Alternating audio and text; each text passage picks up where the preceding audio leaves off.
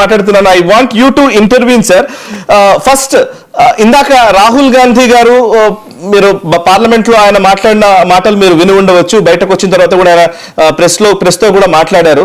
సరే, ఆయన వేరే ప్రశ్నలు ఈవెన్ జర్నలిస్టులు అడుగుతుంటే కూడా ఆయన మీరంతా కూడా బీజేపీ సపోర్ట్ జర్నలిస్ట్ అని కూడా మాట అనేశారు. But it's okay. వీరావు గారు, ఒక మీరు ఆర్మీ అధికారిగా జనరల్ నరవాణే గారు రాసిన పుస్తకానికి సంబంధించినటువంటి ప్రస్తావన పార్లమెంట్ లో వచ్చిన అంశాన్ని ఎట్లా చూస్తారు?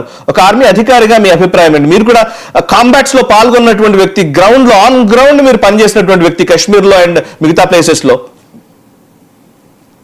ఇప్పుడు 1993లో పీస్ అండ్ ట్రాంక్విలిటీ అగ్రిమెంట్ అని ఒకటి మన ఇండియాకి చైనాకి పివి నరసింహరావు గారి సమయంలో అయింది.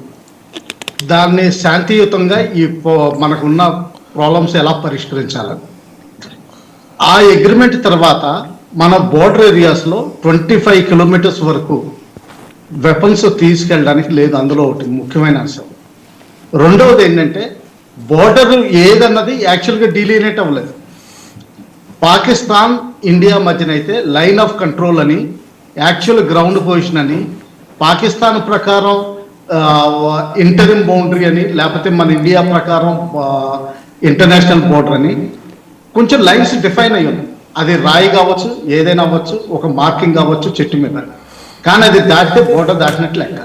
కానీ చైనా విషయంలో ఇటువంటిది ఏమీ లేదు. సో భూభాగం దాటేరు అనడానికి ఏమీ లేదు.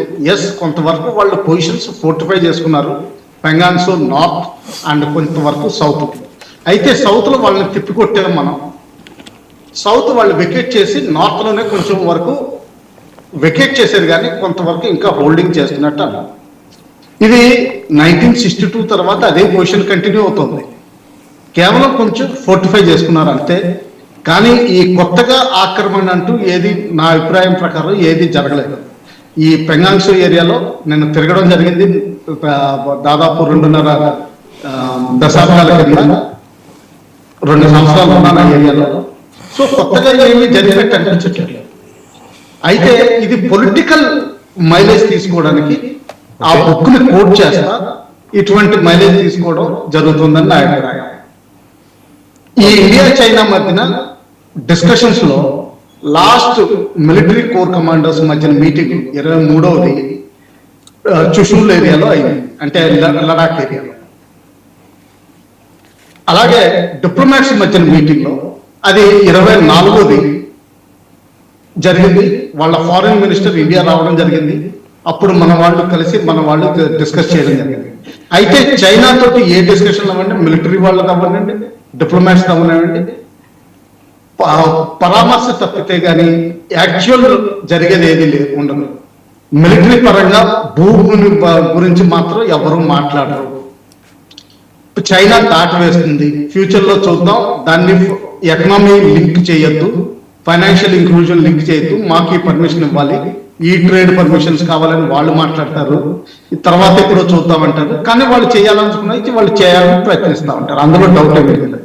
అయితే ఇండియా మాత్రం చాలా ధీటుగా జవాబు చెప్పింది 2020-21లో. దానివల్లే వాళ్ళు 2024లో బోర్డర్ పెట్రోలింగ్ ఎలా చేయాలన్నది ఒక అగ్రిమెంట్కి రావాల్సి వచ్చింది. లేకపోతే వాళ్ళు ఎప్పుడు అగ్రిమెంట్కి రారు జనరల్గా.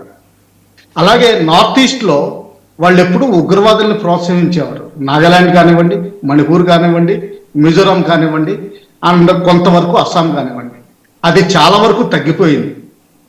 అలాగే డోక్లాంలో కూడా చేసింది సద్దుమణిగింది.